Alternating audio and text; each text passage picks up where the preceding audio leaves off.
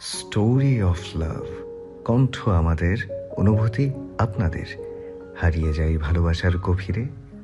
ভর দুপুরের মিষ্টি ঘুমটা যখন সবে জেগে বসেছে মেহরিনের চোখে, ঠিক তখনই রাস্তা থেকে ভেসে এলো কর্ণভেদী চিৎকার। এক দঙ্গল মানুষের গোলমাল, আর তার মধ্যে মিশে আছে বেশ কিছু বেয়ারা স্লোগান। বাংলাদেশ জিন্দাবাদ, বাংলাদেশ জিন্দাবাদ। ফারিসের হাতের অঙ্গীকার, ধানের শীষের জয় হবে আবার। দুর্নীতি নয়, চাই সুশাসন, ফারিসের হাতে দেশ গড়ন। ধানের শীষে ভোট দিন, জনগণের অধিকার নিন। বাংলাদেশ জিন্দাবাদ, বাংলাদেশ জিন্দাবাদ। ধানের শীষ জিতবে আবার।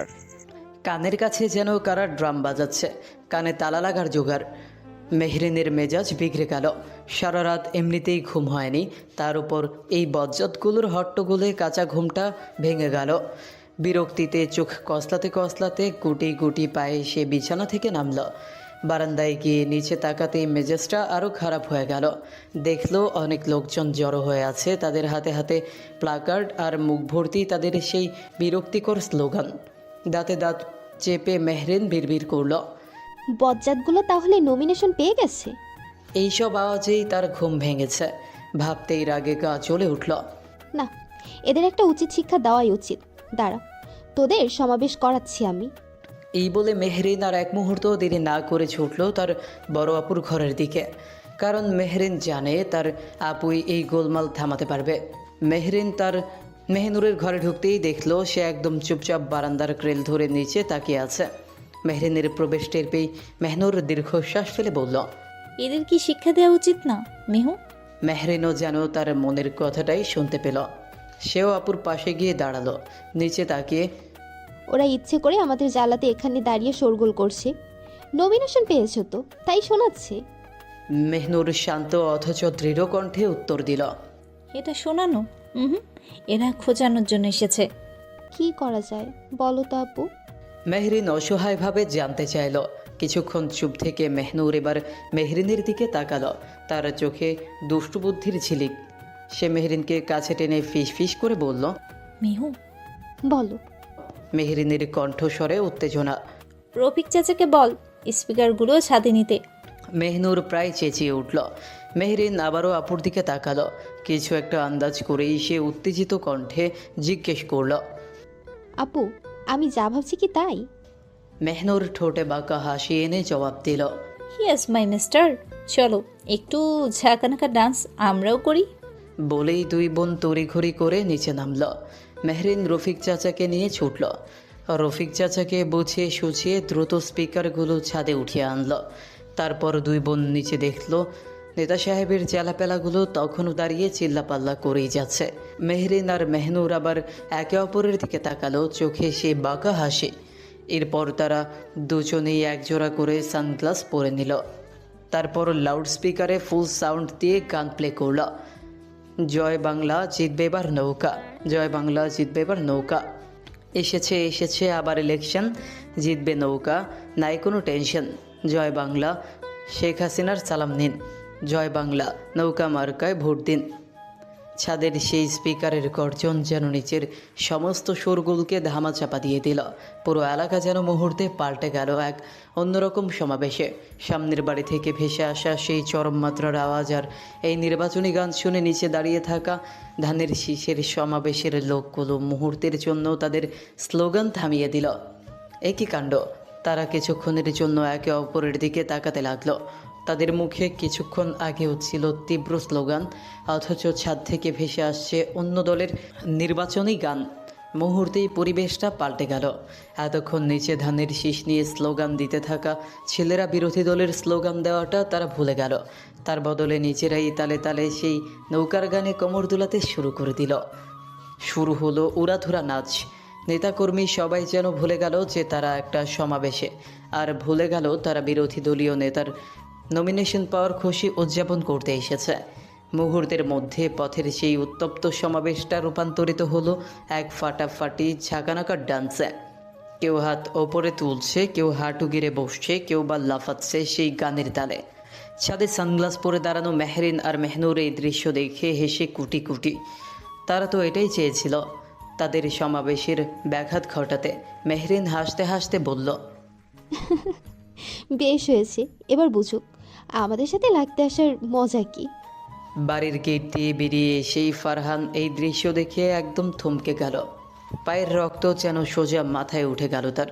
কিছুক্ষণ আগেই ভাইয়ের এমপি পদে মনোনয়ন পাওয়ার যে আনন্দ, তা যেন এক লহমায় মাটি হয়ে গেল। ইট মারতে গিয়ে যেন পাটকেল খেল। মেহরিনদের জ্বালাতেই এইখানে ভিড় জমা করেছিল সমাবেশে, কিন্তু তারা এটা এইভাবে ভেস্তে দিবে সে কল্পনাও করেনি। রাগে গজগজ করে বেরিয়ে এসেই সে তারেক নামের ছেলেটিকে জোরে ধমক দিল, যে তখনও হেলে দুলে গানটিতে নেচে যাচ্ছিল। তাদের নেতার ভাইয়ের ধমক শুনে তারেক সঙ্গে সঙ্গে চুপসে গেল। নাচা থামিয়ে ভ্যাবলার মতো তাকিয়ে রইল। কি হচ্ছে কি এইসব? তোদের কি এই কারণে এখানে আনা হয়েছে? তোরা কোন দলের রে? আমাদের হয়ে বিরোধী দলের গানে নাচতে লজ্জা করছে না? দাঁড়া, তোদের নাচা বের করছি। ভাইকে বলে সব কটাকে পার্টি অফিস থেকে বিদায় করব। এই বলে ফারহান পকেট থেকে ফোন বের করে দ্রুত নাম্বার ডায়াল করতে লাগলো। তারেক অপ্রস্তুত হাসি দিয়ে আমতা আমতা করে বলল, আরে আরে ছোট ভাইয়া, কি করতেছেন? গানটা সুন্দর তাই নাচতেছি আমরা। বিরোধী দলের তো কি হয়েছে, দল যার যার, গান সবার। এই বলে সে পেছনে দাঁড়ানো ছেলেদের উদ্দেশ্যে বলল। কি কর তোমরা, ঠিক করতেছি না? এই কথা শুনে ফারহান যেন আরও বেশি রেগে গেল। তার রক্ত টকবক করে ফুসছে। তাতে দাঁত চেপে সে এগিয়ে গিয়ে সজোরে একটা চর মেরে দিল তারেক নামের ছেলেটিকে। এত নাচার যখন, তখন এখানে দাঁড়িয়ে আছিস কেন? হারামির দল কোথাকার! চিৎকার করে বলল সে। সব কটা বেয়াদবকে নিয়ে বিদায় হ আমার চোখের সামনে থেকে। রাগে ফারহানের গা জ্বলছে। সে অনবরত তার ভাই ফারিসকে কল দিচ্ছে, কিন্তু কল ধরছে না। অবশেষে কল ধরল ফারিস। ভাইয়া, চাচার মেয়েদের কিন্তু বেশি বার বেড়ে গেছে। ওদের কিন্তু আমি শিক্ষা দিয়েই ছাড়বো। জানো কি কর। বাকিটুকু শেষ করতে পারল না ফারহান।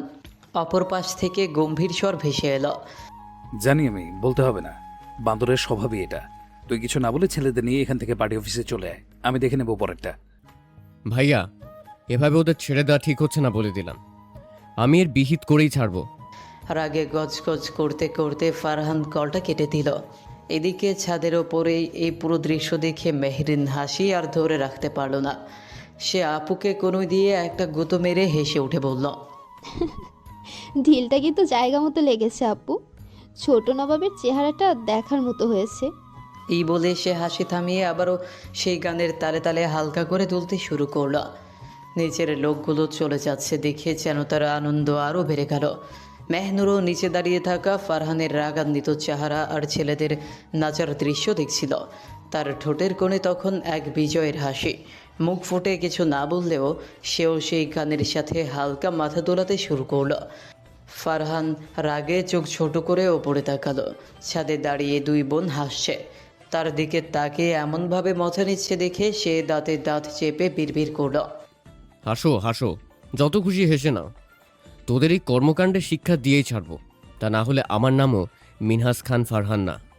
এই বলে সে দ্রুত কাউকে কল দিল। রিসিভ হতেই চিৎকার করে বলতে লাগলো, এই শালা, তোর বোনদের সামলা। কি শুরু করেছে রে এইসব? এখনই গিয়ে স্পিকার বন্ধ করা, নাহলে কিন্তু খবর খারাপ আছে। ওপাশ থেকে বিরক্তি নিয়ে উত্তর এলো, রিল্যাক্স। ওরা আবার কি করলো? চেঁচাচ্ছিস কেন? জানিস না কি করেছে? ছাদে গিয়ে দেখ তোর বাদর বোনরা কি কাণ্ড করেছে। এখনই যদি এসব বন্ধ না করাস, তাহলে ভিতরে এসে তোর বোনদের আর আস্ত রাখবো না বলে দিলাম। এই বলে ফারহান ঝট করে কলটা কেটে দিল। মাহির ফোনের দিকে তাকিয়ে বেশ বিরক্ত। এইসব নতুন নয়, প্রতিদিনের নিয়মিত ঝামেলা। তার হয়ে সে যত জ্বালা, দোষ করবে তারা আর ধমক খাবে সে। লাইফটা হেল করে ছাড়লো এই নূরজাহান বিবির নাতি নাতিরা। বিড়বিড় করে একটা গালি দিয়ে সে বলল, দেখ তেরি, শুধু শুধু স্বাদের ঘুমটা নষ্ট হয়ে গেল। এই বলে বিছানা থেকে নেমে স্লিপার পরে সে রুম থেকে বের হয়ে ছাদের উদ্দেশ্যে পা বাড়ালো। দেখি বাদররা আবার কোন তুলকালাম কাণ্ড ঘটালো। মাহির এসে বোনদের এই কাণ্ড দেখে বিরক্তিতে একটা দীর্ঘশ্বাস ছাড়ল। এমন অশান্তি এই বাড়িতে লেগেই আছে। দ্রুত পায়ে এগিয়ে গিয়ে সে স্পিকার বন্ধ করল। সঙ্গে সঙ্গে দু বোনের পেছনে গিয়ে দু হাতে দুজনের কান ধরল। বাদরামো না করলে শান্তি পাস না তোরা। কি লাভ হয় শুধু শুধু ওদের সাথে লেগে? মেহরিন কান থেকে হাত ছাড়াতে ছাড়াতে বলল, ওফ ভাইয়া, ব্যথা পাচ্ছি তো, ছাড়ো। মেহনুরও মুচড়ামুচড়ি করছে কান ছাড়ানোর জন্য। ভাইয়া ছাড়ো তো, বেশ করেছি যা করেছি। ওরা যা খুশি করুক, কিন্তু বাড়ির সামনে এসে কেন চিল্লাপাল্লা করবে? ওরা ইচ্ছে করে আমাদের জ্বালানোর জন্য এইসব করেছে, তাই উচিত শিক্ষা দিয়েছি। মাহির জানে এসব, এ আর নতুন কে, সেও মৃদু হাসছে। দু বোনের কান ছেড়ে দিয়ে বলল, যাই বলিস, ইটের পাটকেলটা কিন্তু সেই ছিল। বলেই সে বোনদের সাথে হেসে উঠল। তবে পরক্ষণেই সে গম্ভীর হয়ে সতর্ক করল, এই এই শেষবার, শুধু ওদের সাথে লাগিস না আর। ফারহান কিন্তু প্রচণ্ড রেগে আছে। ফারিস ভাইয়ের কানে গেছে ব্যাপারটা। ফারহানের থেকে সাবধানে থাকিস, সেও কিন্তু পাল্টা জবাব দেবে। মেহনুর ভাব নিয়ে বলল, তাতে কি হয়েছে, আমরাও দেখে নেব। মেহনুরের সাথে লাগতে আসা, একবারে শিক্ষা দিয়ে ছাড়ব বজ্জাত দুটোকে। মাহির অসহায় হয়ে তাকালো বোনদের দিকে। আমায় মাফ করিস বোন, তোরা যা ইচ্ছা করিস, কিন্তু আমায় এসবের মধ্যে জড়াস না। মেহরিন ভেঙচি কেটে ভাইকে বলল, হয়েছে, ঢং করো না তো ভাইয়া। ওরা লাগলে আমরাও লাগবো, ব্যাস কথা ফাইনাল। হেই হেই, যাস ফারহানের সামনে, তখন বুঝবি কত ধানের কত চাল। মাহির টিটপুনি কাটল। মেহরিন আবারও ভেঙচি কেটে যেতে যেতে বলল, আমাদের বইয়ে গেছে হিটলারটাকে ভয় পেতে, আমরাও দেখাবো ধান বেশি না চাল বেশি। এই বলে সে ছাদ থেকে প্রস্থান করল।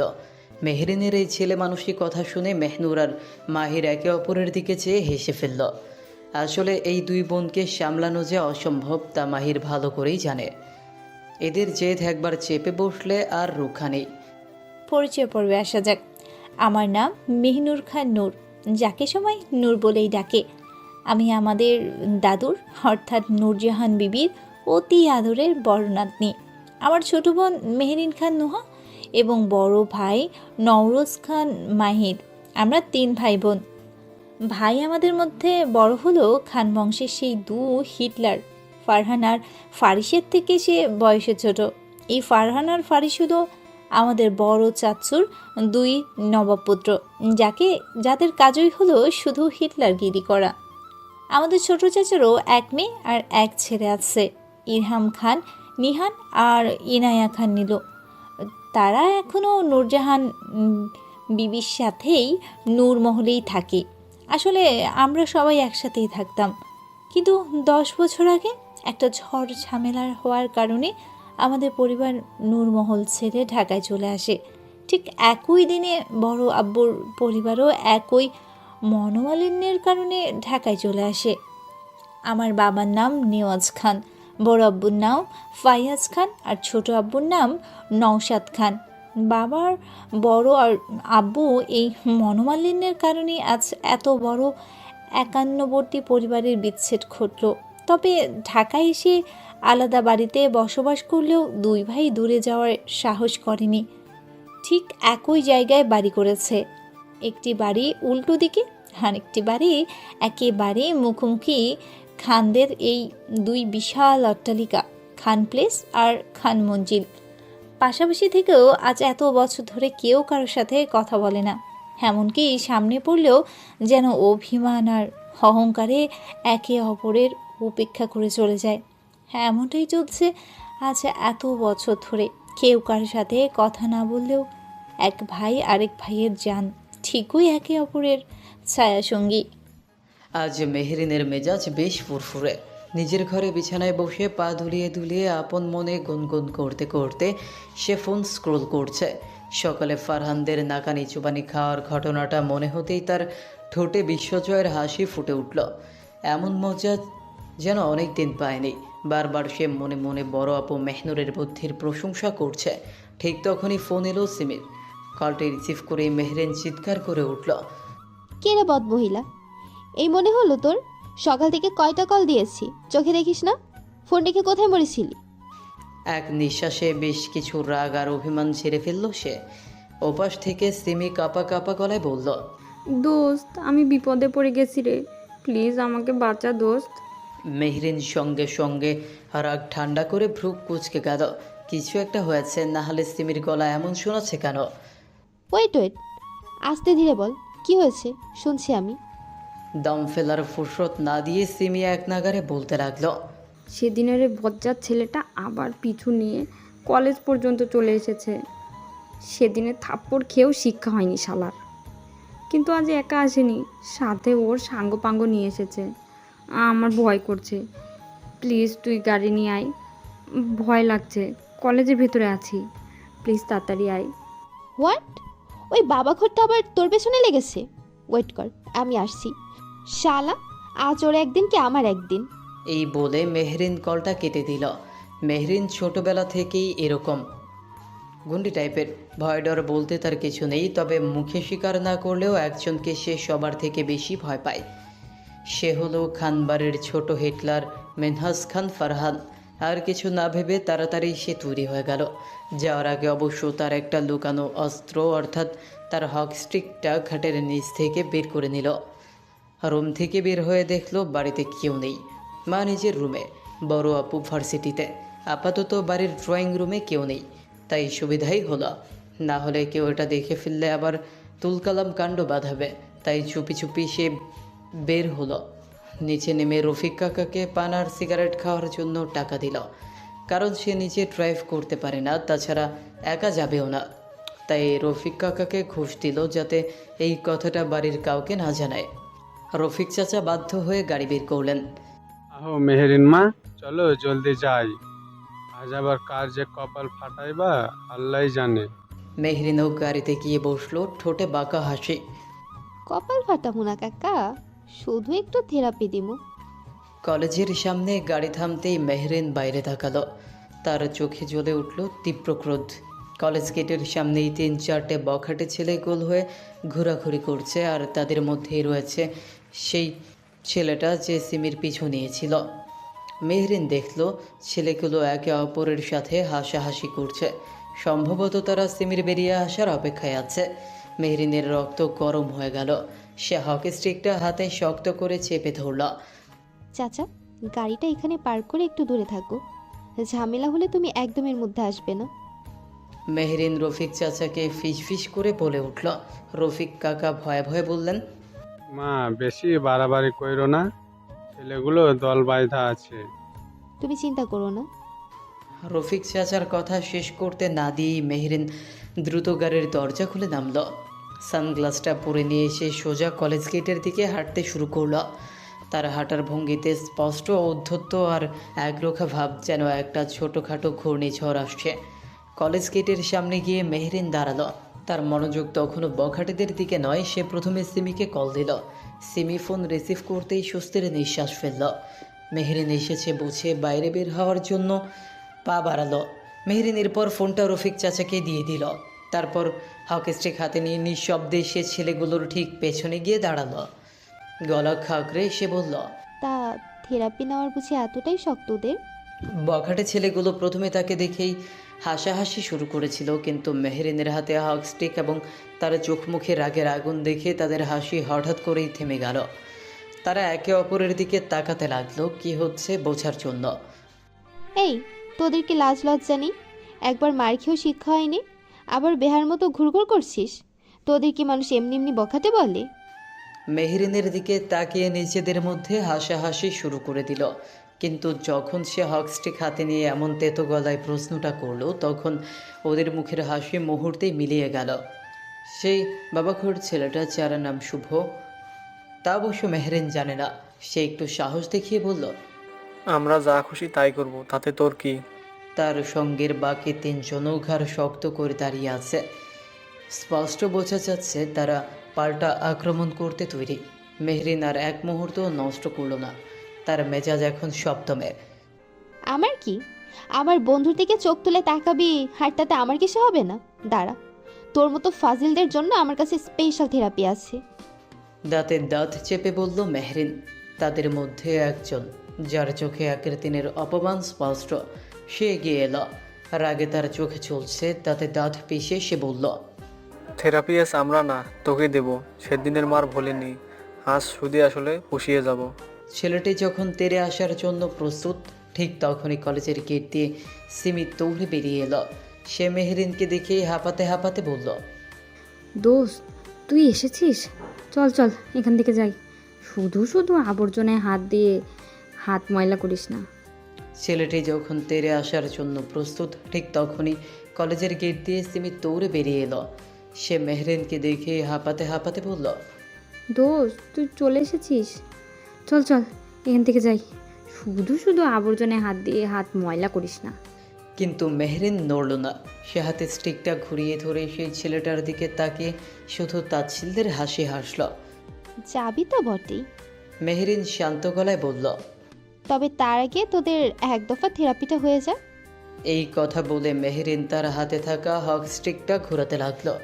ছেলেগুলো মেহরিনের হাতে হক স্টিকের ঘূর্ণন দেখে আর এক মুহূর্ত দাঁড়ালো না। তাদের সামনের ছেলেটা, সে চোখ ইশারা করলো তার সাথে থাকা একটি ছেলেকে। মুহূর্তে এসে তেড়ে এলো মেহরিনের দিকে। মেহরিন ঠোঁটের কোণে বাঁকা হাসি ঝুলিয়ে রাখল। সে জানতো এমনটা হবেই। ছেলেটি আরও একটু সামনে এগোতেই মেহরিন তার হাতে থাকা হক স্টিকটা সজোরে তোলে, একদম নিখুঁত নিশানায়। সজোরে বাড়িটা গিয়ে পড়ল ছেলেটির একদম টিউবলাইটে, অর্থাৎ ছেলেটির বংশের প্রতিভা। ছেলেটা এক বিকট চিৎকার করে সাথে সাথে দুই হাতে হাঁটু চেপে ধরে বসে পড়ল। বললেও ভুল হবে, একদম সপাটে মুখ থুবড়ে পড়ল মাটিতে।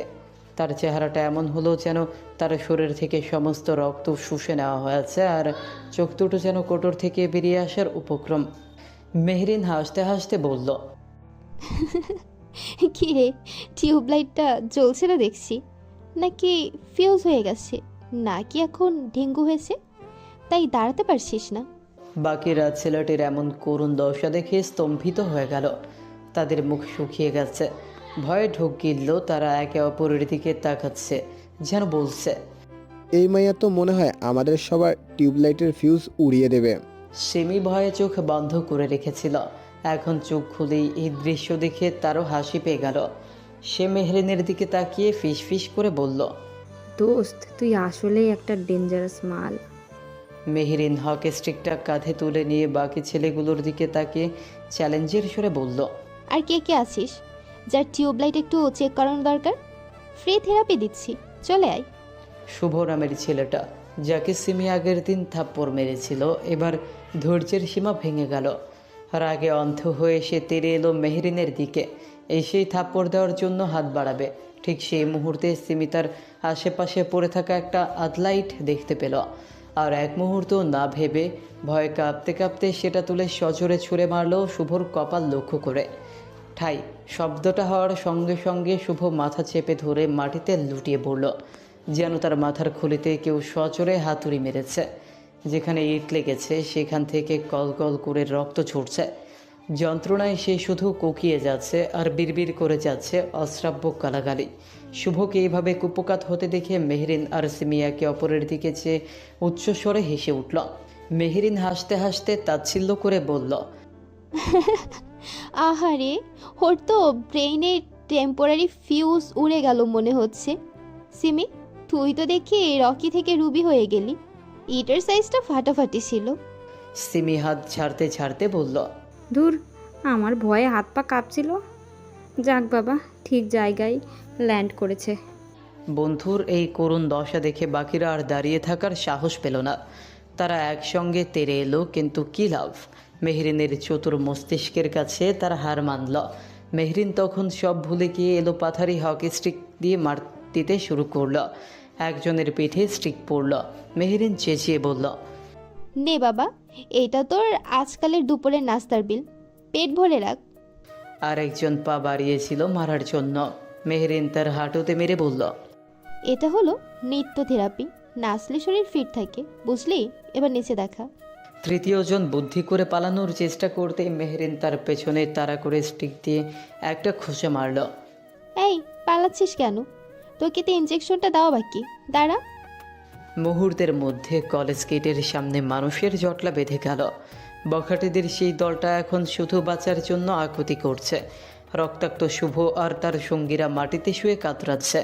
দূরে গাড়িতে বসে থাকা দুই জোড়া তীক্ষ্ণ দৃষ্টি এতক্ষণ মেহরিনের কর্মকাণ্ড দেখছিল। মেহরিনের মারামারি শেষ হতেই ফারহান একটা দীর্ঘশ্বাস ফেলল। দাঁতে দাঁত চেপে সে তার ভাই ফারিসের উদ্দেশ্যে বলল, দেখলে ভাইয়া, দেখলে গুন্ডিটা এবার রাস্তাঘাটে গুন্ডামি শুরু করে দিয়েছে। এক্ষুনি এর লাগাম টানা দরকার। ফারিস বাইরে থেকে চোখ সরিয়ে এনে ফোন ঘাঁটতে লাগলো। গম্ভীর স্বরে বলল। দেখেছি। আর এত কথা না বলে ওকে গিয়ে আটকা। আমি পারবো না। ফারহান পরিষ্কার জানিয়ে দিল। সকালে কি করেছে মনে নেই? এবার কিছু একটা হোক, জন্মের শিক্ষা হবে বাদরটার। এই বলে সে দাঁতে দাঁত চেপে কটমট দৃষ্টিতে তাকিয়ে রইল। ও শেট। হঠাৎই ফারহান এই বলে চিৎকার করে উঠল, আর দেরি না করে মুহূর্তের মধ্যে সে গাড়ি থেকে বেরিয়ে মেহরিনদের দিকে ছুটল। আসলে মেহরিনদের হাতে মার খেয়ে ছেলেগুলো মাটিতে লুটিয়ে পড়লেও তাদের মধ্যে একজন পেছন পকেট থেকে ছুরি বের করেছে। আর এই দৃশ্যটা ফারহানের চোখ এড়ায়নি। নিজের সাথে ঝামেলা করুক বা না করুক, যতই হোক তাদেরই তো আপন কেউ। এক মুহূর্ত দেরি না করে সে তাই গাড়ি থেকে বেরিয়ে গেল। মেহরিন আর সিমি তখনও হাসাহাসি করছে। তাদের সামনে ছেলেগুলো ভয় পালাতে শুরু করেছে। ঠিক তখনই পেছনের লোকজনের জটলা আর বিকট চিৎকারের শব্দ শুনতে পেল তারা। পেছনে ঘুরে তাকাতেই মেহরিন দেখল এক অভূতপূর্ব দৃশ্য।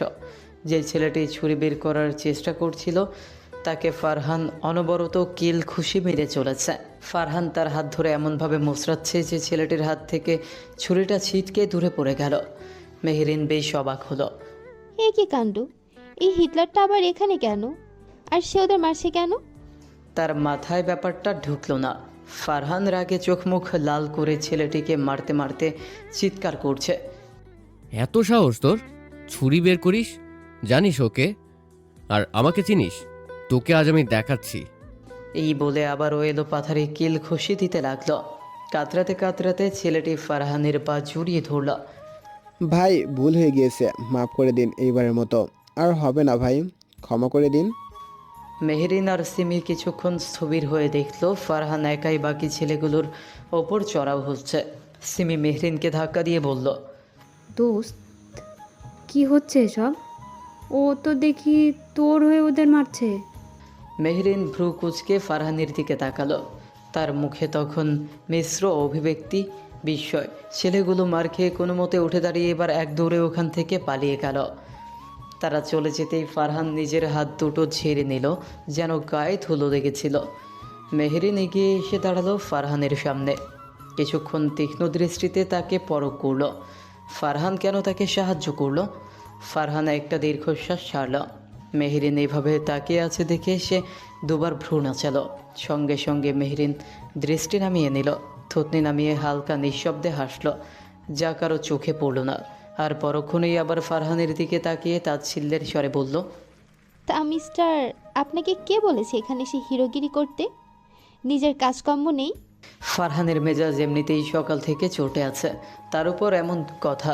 সে কটমট দৃষ্টি নিক্ষেপ করল, দাঁতে দাঁত চেপে হিসিয়ে বলল, আমার এত শখ লাগেনি হিরোগিরি করার। আর তোরা বাড়ি থেকে শুরু করে রাস্তাঘাট, এখন কলেজ গেটে শুরু করেছিস কি রে? ছেলে হওয়ার এত শখ? যদি ওই ছেলেগুলো অঘটন ঘটাতো, তখন কেমন লাগতো শুনি? মেয়ে হয়ে ছেলেদের সাথে লাগতে আসিস, ডাফার। মেহরিন চট জলদি ভাবলেশহীন জবাব দিল, আমারটা আমি না হয় বুঝে নেব। আপনাকে বলিনি মাতুব্বাড়ি করতে এখানে এসে? বলেই মুখ বাঁকালো।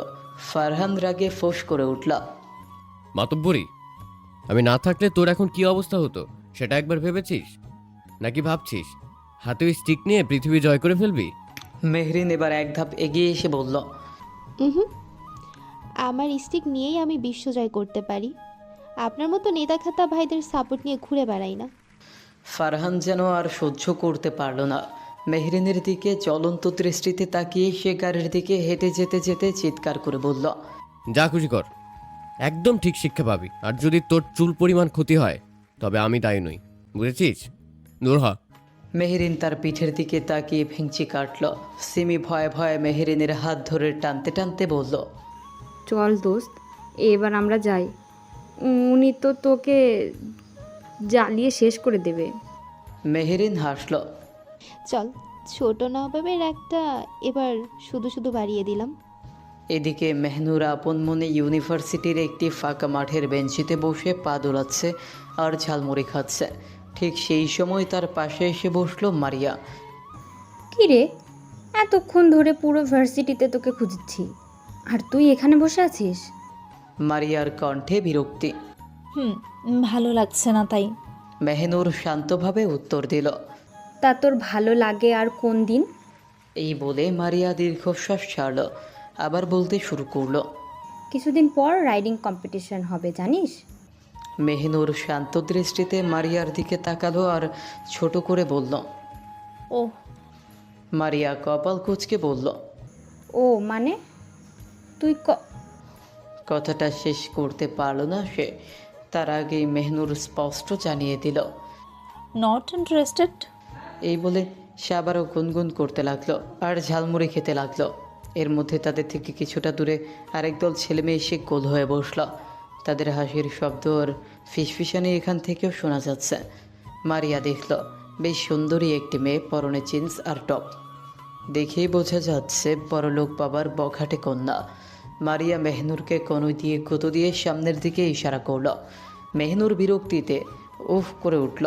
এরপর মারিয়ার ইশারা অনুযায়ী সামনে তাকালো। তার নজরও এড়ালো না মেয়েটিকে। কি হয়েছে? গুতুগুতি করছিস কেন? মারিয়া ইশারায় ওই মেয়েটিকে উদ্দেশ্য করে বলল। জানিস ওই মেয়েটা সেদিন ফারিস ভাইয়ের সাথে কথা বলছিল, আর তারপর থেকে সে বলে বলে বেড়াচ্ছে সে নাকি ফারিস ভাইকে ভালোবাসে। এখন নাকি প্রপোজ করা হয়নি, কিন্তু ফারিস ভাই নাকি ওই মেয়েকেও ভালোবাসে। আর কি করেছে জানিস? কলেজে ফারিস ভাইয়ের পোস্টারগুলোতে ফ্লাইং কিসও দিয়েছে আর মানুষকে নানান উল্টাপাল্টা কথা বলছে।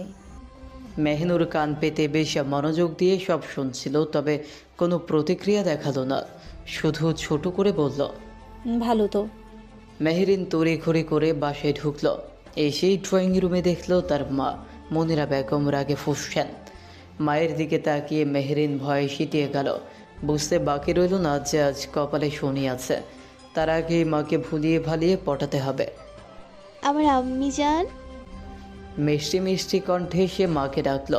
মনিরা বেগম তেতে উঠলেন। ঢং করা হচ্ছে? রাগে ফুঁসতে ফুঁসতে তিনি আবার বললেন। ভাই বোনেরা কি শুরু করেছিস শুনি? তোদের জন্য কি এক দণ্ড শান্তিতে থাকতে পারবো না? আজ আসুক তোর বাবা, সব কটাকে শিক্ষা দেব। মেহরিন বুঝল সকালের সব কিছু মায়ের কানে চলে এসেছে। এই রে, বাবার কানে গেলে তো আর রক্ষে নেই। এই বলে সে মায়ের কাছে গিয়ে গদগদ হয়ে বলল। ও আম্মি, আমার সোনা আম্মি, কলিজার টুকরা আম্মি, প্লিজ বাবাকে বলো না প্লিজ। কাদো কাদো মুখ করে সে মায়ের দিকে তাকালো। মনিরা বেগমের কাণ্ড দেখে মনে মনে হাসলেন, হাসলেও মুখে কিছু বললেন না। হয়েছে, নাকামন করতে হবে না। তা এখন কোথা থেকে ফিরলি শুনি? মেয়ের দিকে ভ্রু কুচকে তাকালেন তিনি। মেহরিন মিনমিন করে বলল। আমি আমি তো সিমিকে একটু কলেজ গেট পর্যন্ত পৌঁছে দিতে গিয়েছিলাম, ওর একটু প্রবলেম হয়েছিল তাই। প্রবলেম? মনিরা বেগম গর্জে উঠলেন। ছাড়ো তো মা, ওকে যেতে দাও। কত কাজ কাম করে বাসায় ফিরল, খুবই টায়ার্ড সে। মেহনুরের কণ্ঠস্বর শুনে মা মেয়ে সদর দরজার দিকে তাকালো। মেহরিনের বুঝতে বাকি নেই যে কিছুক্ষণ আগের করা তার কীর্তিকলাপ পরবনের কানে পৌঁছে গেছে, তাই তাকে খোঁচানোর জন্যই মেহনুর শেষের কথাগুলো টেনে টেনে বলেছে। মনিরা বেগম তেতো সরে বললেন। এই তো চলে এসেছে আরেক নবাবজাদি। তারপর থামলেন। মেহনুরের উদ্দেশ্যে বললেন। আসো আসো, এসে আমাকে উদ্ধার করো। তা কি লাগবে ম্যাম, চা নাকি কফি? বলেই তিনি মুখ বাঁকালেন। মেহরিন ক্লান্ত শরীরে সোফায় বসে গায়ে এলিয়ে দিল। আপাতত কিছু লাগবে না, আগে বলো বিপদে কোথায় পড়েছো, আমি এখনই উদ্ধার করব। মেহনুর হাসি চাপতে চাপতে বলল। মনিরা বেগম বেশ বিরক্ত হলেন, আর কথা না বাড়িয়ে রান্নাঘরের উদ্দেশ্যে পা বাড়ালেন আর বিড়বিড় করে মেয়ে দুটোকে বকতে লাগলেন। যত সব। মায়ের প্রস্থান দেখে দুই বোন একে অপরের দিকে চেয়ে হাসতে লাগলো। মেহেরিন হাফ ছেড়ে বলল। যাক বাবা, বেঁচে গেলাম। তুই না এলে আজ কী যে হতো। ধন্যবাদ আপু। হয়েছে, পারলে আমাকে এক কাপ কফি করে দে। নিয়ে আসছি, অপেক্ষা কর। এই বলে ক্লান্তিতে গায়ে দিল। ধরনীর বুকে রাত গভীর হয়েছে, চারিদিকে পিংপতন নীরবতা। রাস্তার ল্যাম্পপোস্টের হলুদ আলো কেবল এপাশ ওপাশ করছে। ঘড়িতে তখন ঠিক রাত একটা অন্ধকার ঘরে কেউ একজন ফোনে কথা বলছে। কণ্ঠস্বরে কোনো আবেগ নেই, শুধু নির্ভেজাল নির্দেশ। 10 মিনিটের মধ্যে আমার সব ডিটেল চাই, অ্যাজ সুন অ্যাজ। ওপাশ থেকে কিছু একটা জবাব এলো। কণ্ঠস্বরটা আরও তীক্ষ্ণ হয়ে উঠল, যার মধ্যে সামান্যতম নড়চড় বরদাস্ত না করা। 10 মিনিটের 1 সেকেন্ডও যেন নড়চড় না হয়। কল কেটে দিয়ে সে ফোনের স্ক্রিনের দিকে তাকালো। ঠিক 10 মিনিট পর টুংটাং শব্দে বার্তা এলো। তা দেখে রহস্যময়ী একটা বাঁকা হাসি দিল। বোঝাই যাচ্ছে কাজ হয়ে গেছে। পার্সোনা নাইট ক্লাব, শহরের নামকরা পার্সোনা নাইট ক্লাব এর ঠিক সামনের রাস্তায় দাঁড়িয়ে একটি কালো বাইক। তাতে হেলান দিয়ে দাঁড়িয়ে এক রহস্যময় মানব। মাথায় হেলমেট, পরনে কালো লেদারের জ্যাকেট, জিন্স আর হাতে গ্লাভস। শারীরিক গঠন দেখে বোঝাই যাচ্ছে এই কোনো পুরুষ নয়, নারী। কালো বাইকারের পোশাকে ঢাকা এই নারী অবয়ব এক দৃষ্টিতে ক্লাবের আলো ঝলমলে প্রবেশ পথের দিকে তাকিয়ে। ঠিক তখনই তার পাশে এসে থামলো আরও একটা বাইক। বাইক থামিয়ে হেলমেট খুলে ফেলল। দ্রুত মাথায় পড়ল হুডির ক্যাপ আর মুখে টেনে নিল একটা কালো ওয়ান টাইম মাস্ক। বাইক থেকে নেমে এসে প্রথম মানবটির দিকে তাকিয়ে ইশারা করল। চল যাওয়া যাক। ওপাশ থেকে কোনো জবাব এলো না, শুধু মাথা নেড়ে ভেতরে যাওয়ার উদ্দেশ্যে হাঁটা শুরু হলো। যুবকটিও তার পিছু পিছু যেতে যেতে আবার জিজ্ঞেস করল, এটা কয় নাম্বার? 9। ব্যাস, আর কোনো জবাব এলো না। আর কথা না বাড়িয়ে ধীর পায়ে ক্লাবের ভেতরে ঢুকলো। ক্লাবের ভেতরে তখন দম বন্ধ করা উষ্ণতা। রকমারি আলোর ঝলকানি নাচছে তরুণ তরুণীদের উন্মাতাল ভিড়ের উপর। ড্যান্স অন দ্য ফ্লোরের কান ফাটানো মিউজিকের তালে তালে সবাই ঝাঝা করে চলেছে পানীয়র গ্লাস হাতে। পরিবেশটা এক কথায় বেসামাল। এক কোণের অন্ধকারে বসে থাকা দুটি চোখ তীক্ষ্ণ দৃষ্টিতে যেন কাউকে খুঁজে বেড়াচ্ছিল। কিছু মুহূর্তের মধ্যেই কাঙ্ক্ষিত মানুষটি নজরে এলো, যে তার বন্ধুদের সাথে ডান্স ফ্লোরে হেলতে দুলতে ডান্সে মগ্ন। কোণে বসা মানবী সঙ্গে সঙ্গে অপর যুবকটির দিকে তাকালো, চোখ দিয়ে কিছু ইশারা করলো। ইশারা বুঝেই সম্মতি দিয়ে যুবকটি উঠে গেল। সে হেঁটে গিয়ে বার কাউন্টার থেকে একটা পানীয় হাতে নিল। এরপর মঞ্চের দিকে যেতে যেতে ইচ্ছে করেই হেলতে দুলতে লাগলো। কিছুক্ষণ এইভাবে কাটার পর ঠিক মেয়েটির কাছাকাছি আসতেই তার হাতে থাকা গ্লাসটা যেন অসাবধানতাবশত ধাক্কা খেল। পানীয়টা সোজা গিয়ে পড়ল মেয়েটির দামি টপের উপর। মেয়েটি যেন রাগে ফেটে পড়ল। নিজের নষ্ট হওয়া পোশাক দেখে তার মেজাজ চড়ে গেল। কিছু বলতে যাবে, ঠিক তখনই যুবকটি সরি বলে মুখে ফেনা তুলে ফেলল। Sorry ma'am, I didn't notice, I am extremely sorry. সে এমনভাবে ক্ষমা চাইল যেন সে সত্যিই ভুল করেছে। মেয়েটা বিরক্তিতে কপাল কুঁচকে গেল। এইখানে সিন ক্রিয়েট করে লাভ নেই বুঝে সে শুধু বিরক্তি নিয়ে বলল, স্টুপিড, চোখ কোথায় নিয়ে ঘুরো, দেখছো না ড্রেসটা পুরো শেষ করে দিলে। বলেই সে ওয়াশরুমের উদ্দেশ্যে হাঁটা ধরল। যুবকটি মেয়েটির চলে যাওয়া দেখল। এরপর ঠোঁটে বাঁকা হাসি ফুটিয়ে তুলল, যেন মিশন সাকসেস। সে দ্রুত কোণে বসা মানবীর দিকে তাকালো, হাত দিয়ে ইশারা করলো যেন বলছে, বেস্ট অফ লাক, এবার তোমার পালা। বলেই ড্রিঙ্কস হাতে গানের তালে আবারও দুলতে লাগলো। ওয়াশরুমের আয়নার সামনে দাঁড়িয়ে মেয়েটি তখনও নিজের পোশাক পরিষ্কার করতে করতে বিড়বিড় করেই যাচ্ছে। তার মেজাজ সপ্তমে। আজ এরা লোক কোথা থেকে উঠে আসে কে জানে, যত সব স্যাসরা কোথাকার, পুরো মুডটা স্পয়েল করে দিল। বেশ কিছু গালাগালি সে নিজেকেই শোনালো।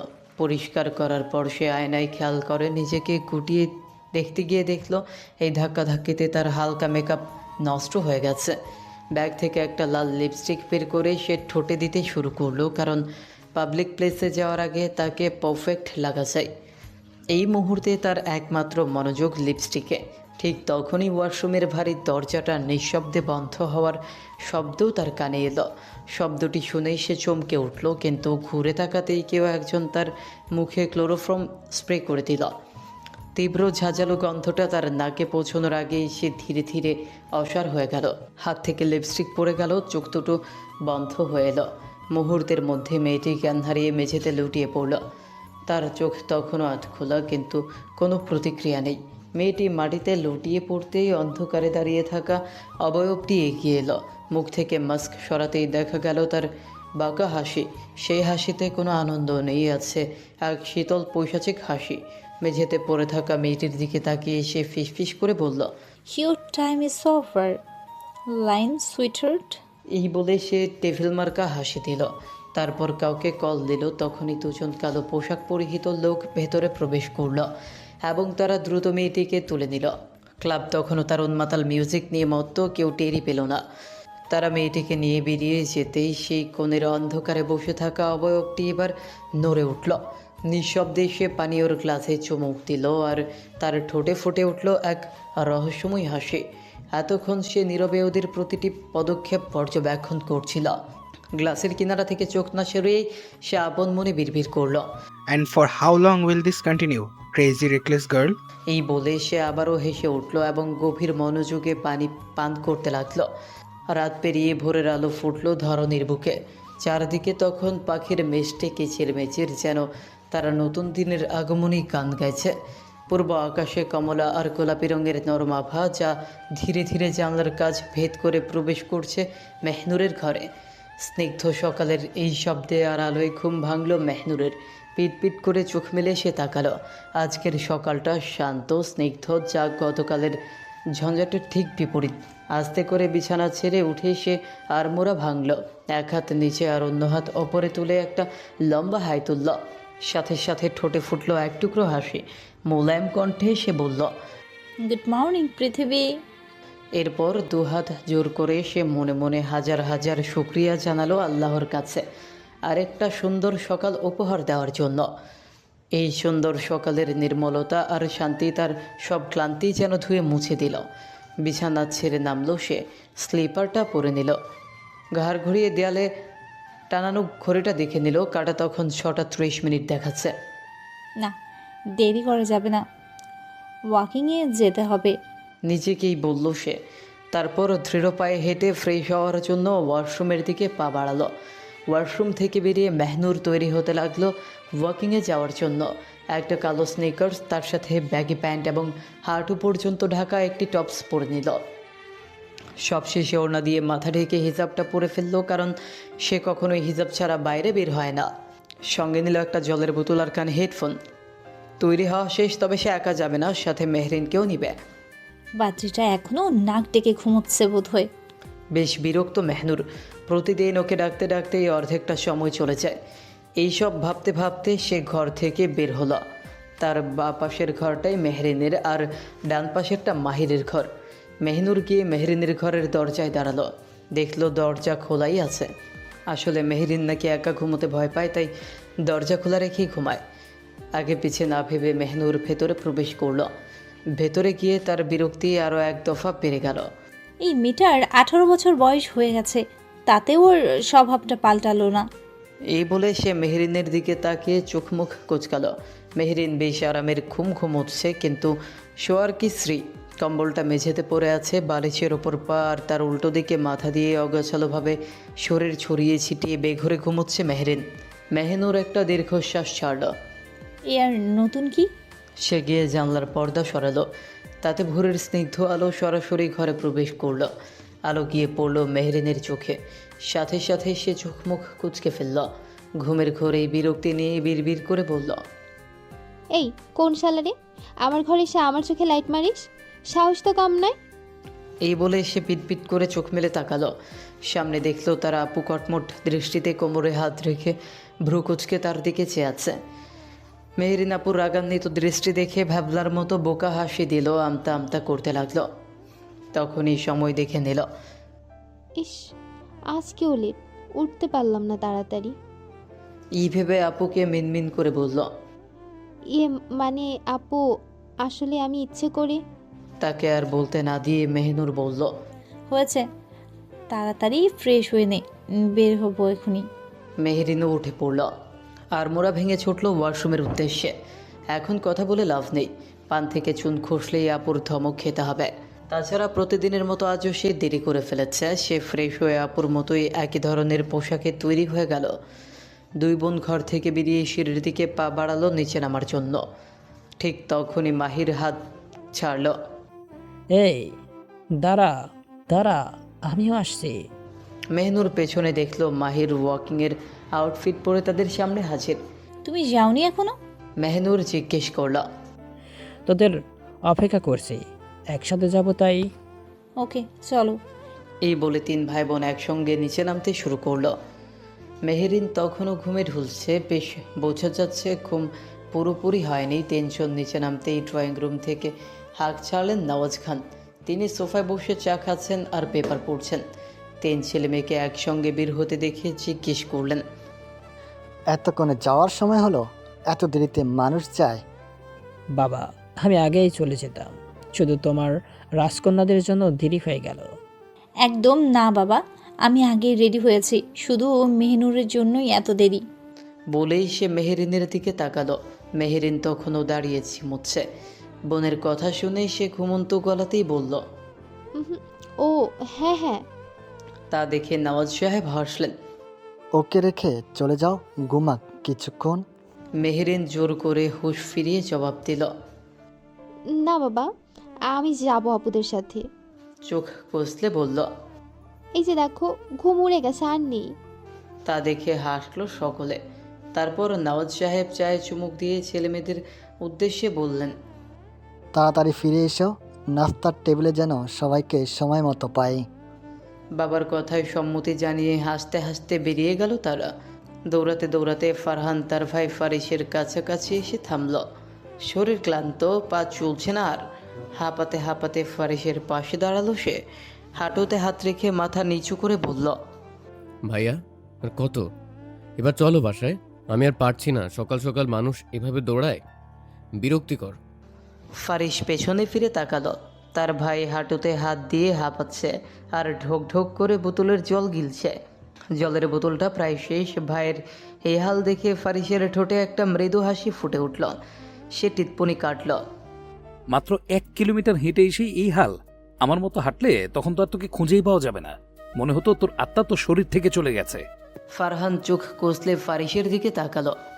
আরে রাখো তোমার হাঁটা, আমি তো কাল রাত থেকে এমনিতেই টায়ার্ড। এমনিতেই আমার ঘুম হয় না ঠিক মতো। ফারিস একটা দীর্ঘশ্বাস ফেলল। বাহানা দিবি না, তুই তো এমনিতেই রাত 2টোর আগে বিছানায় যাস না। চল, আর 10টা মিনিট শুধু জোরে হাঁটবি, তারপর বাসায় যাব। ফারহান হতাশ চোখে একবার আকাশের দিকে তাকালো, একবার ফারিসের দিকে। সে জানে ফারিসের কথা একবার বের হলে সেটা আর ফেরানো যায় না। 10 মিনিট, ঠিক 10 মিনিট, এরপর কিন্তু আর 1 সেকেন্ডও না। এই বলে সে আবার ধীর পায়ে হাঁটা শুরু করলো। দুই ভাই হাঁটতে হাঁটতে কিছুটা এগোতেই দেখলো কিছুটা দূরে বেশ কয়েকজন জটলা বেঁধে জড়ো হয়ে আছে। দূর থেকে কি ঘটছে বোঝা যাচ্ছে না। দুই ভাই একে অপরের দিকে যেয়ে সামনে এগোলো কি হচ্ছে দেখার জন্য। সামনে এগোতেই দুই ভাই চরম আশ্চর্য হলো। তারা নির্বাক হয়ে একে অপরের দিকে চেয়ে রইল। ফারহান হতাশ হয়ে বলল, দেখলে ভাইয়া, এরা এখানে উৎপাত শুরু করে দিয়েছে। তা দেখতেই পাচ্ছি। ফারিস ভ্রু কুচকে দুই বোনের কার্যকলাপ দেখতে লাগলো। আসলে মেহনুর আর মাহির ওয়াকিং করছিল। ঠিক তখনই মাহিরের একটা কল আসে, তাই সে একটু পিছিয়ে যায় আর দুই বোন সামনে এগোচ্ছিল। কিন্তু তখনই মাঝবয়সী এক লোক ইচ্ছে করেই মেহরিনের গা ঘেঁষে ঘেঁষে দৌড়াতে লাগলো। মেহরিন বিষয়টা প্রথমে খেয়াল না করলেও যখন লোকটি ইচ্ছে করে বারবার মেহরিনের গায়ের ওপর এসে পড়ছিল তখনই সে ব্যাপারটা বুঝতে পারে। মেহরিন কিছু বলার আগেই মেহনুর সজোরে লোকটার গালে একটা থাপ্পড় মেরে দিল। সে মাত্রই লক্ষ্য করেছে বিষয়টা, তাই কোনো কথা না ভেবেই থাপ্পড় দিয়ে দিল। থাপ্পড়ের শব্দে আশেপাশের লোকজন চমকে উঠল। সঙ্গে সঙ্গে মেহরিনও কিছু না ভেবে আরও একটা থাপ্পড় বসিয়ে দিল লোকটার অন্য গালে। বদমাশ লোক, বুড়ো বয়সে ভীমরতি হয়েছে তাই না? দুই বোন মিলে লোকটাকে মারতে লোকটি তেড়ে এসে তর্কাতর্কি শুরু করে দিল। আর ঠিক তখনই ফারিস আর ফারহান ওদের সামনে এসে দাঁড়ালো। লোকটি বলল, এত বড় সাহস, এত খানি মিয়া হয়ে আমার গায়ে হাত তোলো, আমি কিন্তু পুলিশ ডাকবো। লোকটা দাঁতে দাঁত চেপে বলল। মেহনুর তা দেখে তাচ্ছিল্য করে বলল, বাহ বাহ, হে তো দেখি চোরের মায়ের বড় গলা। মেহরিনও হাসল। আসলে আপু, দেখছো না, নিজে অন্যায় করে আবার আমাদের পুলিশের ভয় দেখানো। এই বলে উচ্চ শব্দে হাসতে লাগল। ফারহান আর ফারিসের মুখ তখন রাগে লাল। তাদের নাকের ডগা পর্যন্তই সেই কাণ্ড। ফারিসের আগে ফারহান এগিয়ে এলো। সে মেহরিন আর মেহনুরকে আড়াল করে লোকটির দিকে কঠিন দৃষ্টিতে তাকালো। কি হয়েছে আপনার? লোকটি তাদের চেনে না, তাই মেয়ে দুটোকে সাহায্য করার জন্য আরও সাহস পেয়ে চেঁচিয়ে বলল, এই দুটো মেয়ে আমাকে সবার সামনে মারলো, আমি এর বিচার চাই। মেহনুর শান্ত গলায় বলল, বিচার চান? আর আপনি যে গায়ে পড়ে আসছিলেন সেটা কি বিচার চাওয়ার মতো কাজ নয়? অসভ্য লোক। লোকটি তখনও চেঁচিয়ে চলছে, এই মেয়েগুলো আমাকে মারলো, তোমাদের চোখের সামনেই মারলো, আমি এটার বিচার চাই এখনই। কিন্তু তার আগে মেহেরিন এগিয়ে এলো। সে লোকটির একদম সামনে গিয়ে দাঁড়ালো। তার চোখে তখন উপচে পড়া দুষ্টুমি, তবে কণ্ঠস্বর বেশ তাচ্ছিল্যের। মেহেরিন বলল, আহারে, কি লাগবে আপনার? মলম নাকি ব্যথানাশক স্প্রে? আপনার শরীরে এত চর্বি আর আপনি গায়ে পড়ার জন্য দৌড়ান? কি ভাবেন নিজেকে? লোকটি এই তাচ্ছিল্য সহ্য করতে পারল না। ছি, এত খারাপ ব্যবহার! তোমরা তো গুন্ডা। আমি তোমাদের বাবার নামে রিপোর্ট করব। মেহেরিন কোমরে হাত দিয়ে বলল, বাবার নামে রিপোর্ট? আচ্ছা বেশ, রিপোর্ট করার আগে আমার একটা কথা শুনবেন। আপনার এই গায়ে পড়া থেরাপি কিন্তু ঠিক নয়। আমাদের গায়ে লাগলে আপনার সব চর্বি গলে গিয়ে গলিতে নালা জ্যাম হয়ে যাবে। যান, এবার যান। আর শোনেন, সকালে ঘুম থেকে উঠে দৌড়াবেন, দৌড়ানো শিখবেন। এভাবে কাত হয়ে হেলে দুলে দৌড়ালে আপনার কোমরের রিং বালিশ নষ্ট হয়ে যাবে। ফারহান আর ফারিসের মাথা তখন রাগে টকবক করছে। এই দুই বোন বাড়ির বাইরেও তাদের প্রেস্টিজ শেষ করে ছাড়বে। মেহরিনের এই কথা শুনে পাশে দাঁড়িয়ে থাকা মেহনুর রাগে ফুঁসছিল। সে লোকটির দিকে কটমট দৃষ্টিতে তাকিয়েছিল, তার চোখ যেন রাগে আগুন ছড়াচ্ছে। ফারিস আর ফারহান এই দৃশ্য দেখে নিজেদের চুল ছিঁড়তে বাকি রাখল। লোকটা যাই করুক, এখন মেহরিনের এই তাচ্ছিল্যপূর্ণ বাড়াবাড়ির কারণে তারাই ফেঁসে যাবে। ফারহান পরিস্থিতি সামাল দেওয়ার জন্য দ্রুত লোকটির সামনে গিয়ে দাঁড়ালো। ফারহান বলল, চুপ করুন তো, কি হয়েছে সেটা পরে দেখছি। আপনি এখান থেকে যান, নইলে ঝামেলা আরও বাড়বে। লোকটি পরিস্থিতি বুঝে ভয়ে ভয়ে কেটে পড়লো এখান থেকে। বেশি কথা বাড়ালে নিজের উপরেই এসে পড়বে, তাই দ্রুত এখান থেকে কেটে পড়লো। মেহরিন এবার ফারহানের দিকে ফিরলেও চোখে যেন আগুন ঝরাচ্ছে। এই এই যে ছোট হিটলার, আপনাকে কে বলেছে এখানে এসে নাক গলাতে? আপনি এই লোককে যেতে দিলেন কেন? জানেন এই লোক কি করেছে? আমাদেরটা আমরা বুঝে নেব। মেহরিন দাঁতে দাঁত চেপে ফারহানের দিকে তাকিয়ে রইল। ফারিস চুপচাপ দাঁড়িয়ে মেহনুরের দিকে তাকিয়েছিল। মেহনুরের ফর্সা মুখ তখন রাগে লাল হয়ে আছে। তার ঠোঁটের নিচে বা পাশে থাকা ছোট্ট কালো কুচকুচে তিলটি যেন রাগের তীরতায় আরও বেশি জলজল করছে। ফারিসের নজর এড়ায়নি সেই সৌন্দর্য, যা রাগে আরও তীব্র হয়ে উঠেছে। সে হালকা ঢোক গিল, নিজেকে স্বাভাবিক করে সে মেহনুরের সামনে গিয়ে দাঁড়ালো। ঠিক তখনই মেহনুরের লোকটিকে আবার মারার জন্য এগোতে যাবে। ঠিক তখনই আবার ফারিস সামনে এগিয়ে গিয়ে সজোরে মেহনুরকে এক থাপ্পড় মেরে দিল। মেহনুর হতভম্ব হয়ে গেল। মেহরিন আর ফারহানও অবাক। তাদের ঝগড়া থেমে গেল। সবাই অবাক চোখে ফারিস আর মেহনুরের দিকে তাকিয়ে আছে। ফারিস রাগে হিসিয়ে উঠল। এত গায়ের জোর! লজ্জা করছে না এভাবে রাস্তাঘাটে মারপিট করতে? নিজে তো হয়েছিসই, ছোটটাকেও বানাচ্ছিস সেই রকম। লজ্জা শরমের মাথা খেয়ে বসে আছিস? খানবাড়ির সম্মান বলে কি কিছু নেই তোদের? ফারিস রাগে ফুঁসতে লাগলো, তার কণ্ঠস্বর কাঁপছে। ফারহান ঘটনার আকস্মিকতায় কিংকর্তব্য বিমূঢ় হয়ে গেল। সে দ্রুত সেই লোকটি আর চটলা করা মানুষদের দিকে তাকিয়ে পরিস্থিতি হালকা করার চেষ্টা করল। আরে ভাই, আপনারা জানতো ভুল হয়ে গেছে, আর ঝামেলা করবেন না। এই বলে সে সবাইকে ঠেলে সরিয়ে দেওয়ার চেষ্টা করলো। এদিকে মেহনুর পাথরের মতো স্থির হয়ে গেল। তার গালে ফারিসের হাতের থাপ্পড়ের লাল দাগ স্পষ্ট। তার চোখে কোনো কান্না নেই, আছে শুধু এক গভীর জমাট বাঁধা ক্রোধ আর অপমান। সে মাথা উঁচু করে ফারিসের দিকে তাকালো।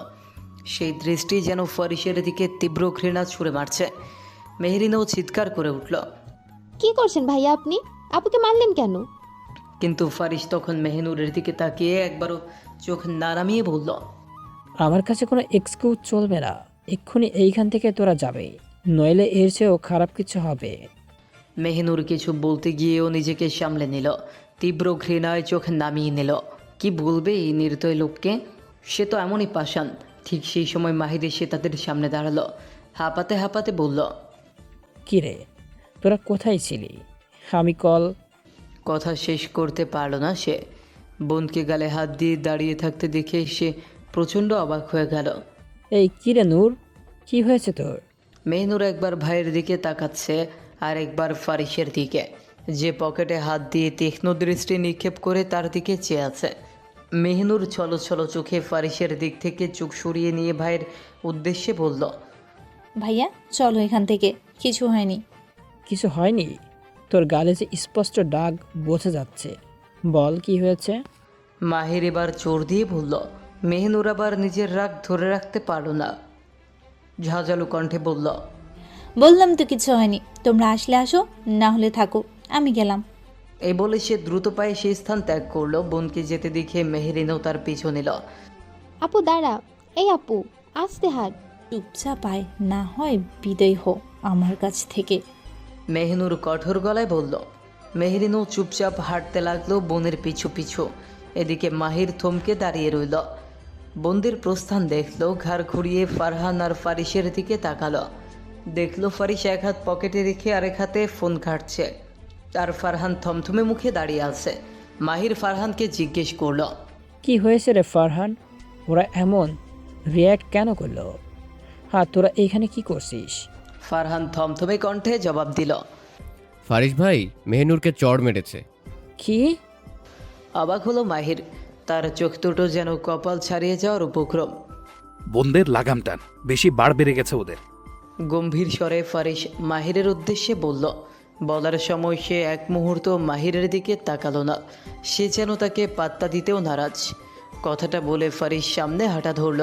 ফারিস আবার বলল, আর কোনোদিন রাস্তাঘাটে গুন্ডামি করলে এর চেয়েও খারাপ কিছু হবে, মনে রাখিস। দূরে যেতে যেতে তার কণ্ঠস্বর ভেসে এলো। আশ্চর্য হয়ে মাহির আর ফারহান চুপচাপ দাঁড়িয়ে রইল। কারো মুখে কোনো কথা নেই। মাহির তখনও বিশ্বাস করতে পারছে না ফারিস তার বোনকে চর মেরেছে। যত ঝামেলাই থাকুক না কেন, এই খান বংশের সকল ভাই বোনের মধ্যে গলায় গলায় ভাব। একে অপরের সাথে যোগাযোগ ঠিক আছে। এ যেন খান বংশের এক অন্যরকম সৌন্দর্য। বাবা চাচাদের ঝগড়া বিচ্ছেদ হলেও তাদের কাছে যেন এই বিভেদ কিছুই নয়। সবাই সবার খোঁজ রাখে, পাশে থাকে। তবে এর মাঝে ব্যতিক্রম ফারিস, ফারহান এবং মেহরিন মেহনুর। এই দুই জোড়া যেন ছোটবেলা থেকেই একে অপরের জাত শত্রু। সাপ আর নেউলের মতো তাদের মধ্যে ঝামেলা লেগেই থাকে, কথা কাটাকাটি তাচ্ছিল্য, আর সুযোগ পেলে একে অপরকে ঘায়েল করার চেষ্টা। কিন্তু দিনের শেষে একে অপরের ঢাল হয়ে থাকা। বাইরের কারো সামান্য আচরণ যেন কেউ কারোর জন্য সহ্য করতে পারে না। ফারহান আর ফারিসের রাগ অভিমান যত দৃঢ়ই হোক না কেন, মেহরিন বা মেহনুরের দিকে কোনো বিপদ এলে ফারিস ফারহান মুহূর্তেই তাদের রক্ষক হয়ে দাঁড়ায়। আবার ফারহান বা ফারিসের বিপদে এই দুই বোনও ঢাল হয়ে যায়। এই মুহূর্তে ফারিস যে মেহনুরকে চর মেরেছে তার কারণ সম্ভবত বাইরের লোকজনের সামনে তাদের সম্মান রক্ষা করা। কিন্তু এই ঘটনার ফল যে খারাপ হবে তা সে জানে। তবুও বাইরের লোকের সামনে খান বংশের দুই কন্যার অপমান মেনে নিতে পারেনি ফারিস। তবে এই চরম উত্তেজনার মধ্যেও একটা জিনিস পরিষ্কার, এই চারজনের মধ্যকার সম্পর্ক যতটা জটিল ঠিক ততটাই মজবুত। দিনের শেষে তারা একে অপরের ঢাল। মেহনুর রাগে গজগজ করতে করতে ভেতরে প্রবেশ করলো। দ্রুত পায়ে সিঁড়ি বেয়ে ওপরে উঠতে লাগলো। পেছন থেকে মেহরিন ছুটতে ছুটতে এলো। আপু কথা তো শোন। এই আপু। কে শোনে কার কথা? মেহনুর ঘরে গিয়ে সজোরে দরজা লাগিয়ে দিল। মেয়েদের এই হন্তদন্ত হয়ে আসতে দেখে মনিরা বেগম টেবিলে খাবার রেডি করতে করতে ভ্রু কুচকালেন। চিৎকার করে মেহরিনকে বললেন, এই তোদের কি হয়েছে? কোথায় কোন ডাকাতি করে ফিরলি যে এভাবে ছুটছিস? মেহরিন মায়ের দিকে তাকিয়ে বলল, এভাবে চাচাবে না তোমা, কিছু হয়নি। চুপচাপ খেতে আয়, তোদের বাবা এসে না দেখতে পেলে আবার চেঁচামেচি শুরু করবেন। আর বড় বাদরটা কোথায়, এখনো ফিরলো না কেন? এই বলে মনিরা বেগম খাবার সাজাতে লাগলেন। ঠিক তখনই বাইরে থেকে মাহির ফিরল। এসে নিজের চেয়ার টেনে ধপ করে বসে পড়ল। উফ মা, খাবার দাও, পেটে খিদায় চুই চুই করছে। মনিরা বেগম ছেলের দিকে তাকালেন। অপেক্ষা করো, সবাই আসুক আগে। তখনই নওয়াজ সাহেব এসে নিজের জন্য বরাদ্দ চেয়ার টেনে বসলেন। বসেই মাহিরের উদ্দেশ্যে প্রশ্ন ছুড়লেন, তোমার বোনেরা কোথায়? একসাথে ফিরোনি? ওরা আগেই ফিরেছে। এই বলে মাহির ব্রেডে বাটার লাগাতে লাগলো। নওয়াজ সাহেব ভ্রু কুচকালেন। তা ফিরেছে যখন খাবার টেবিলে চেয়ার পাখা কেন? ওদের ডাকো। মেহুনি আসছে নূরকে। এদিকে মেহরিন দরজায় আপুকে ডাকতে ডাকতে বেশ বিরক্ত। এই আপু, এই লাস্টবার ডাকছি, আর ডাকতে পারবো না, আমার খিদে লেগেছে, আমি গেলাম। এতক্ষণে আবার মেহনুরের আওয়াজ এলো ওপাশ থেকে। তোকে কে বলেছে এখানে দাঁড়িয়ে থাকতে? দূর হ এখান থেকে। দেখো আপু, আবার বেশি বেশি করছো। নিচে বাবা এতক্ষণে চলে এসেছে, না পেলে কিন্তু আবার তুলকালাম কাণ্ড ঘটাবে। চলে আসো না প্লিজ আপু। আমি যাব না, যা এখান থেকে। মেহনুরের রূঢ় জবাব। মেহেরিন হাল ছেড়ে দীর্ঘশ্বাস ফেলল। সেও চলে এলো নিচে ডাইনিংয়ে। আসলে আসুক, না আসলে নেই, তাতে আমার কি। বলে বিড়বিড় করতে করতে নিচে নামলো। নিজের চেয়ার টেনে বসতে যাবে তখনই মনিরা বেগম প্রশ্ন ছুড়লেন, এ কি একা কেন? মহারানীকে নিয়ে এলি না যে? মেহরিন স্যান্ডউইচে কামড় বসাতে বসাতে জবাব দিল। আপু খাবে না? কেন, কি হলো আবার? মেহরিন কিছু বলতে যাবে তার আগেই মাহির কথা কেড়ে নিল। কিছু হয়নি মা, এমনি বোধ হয় খাবে না। বাদ দাও, আমাকে জুসের জগটা দাও।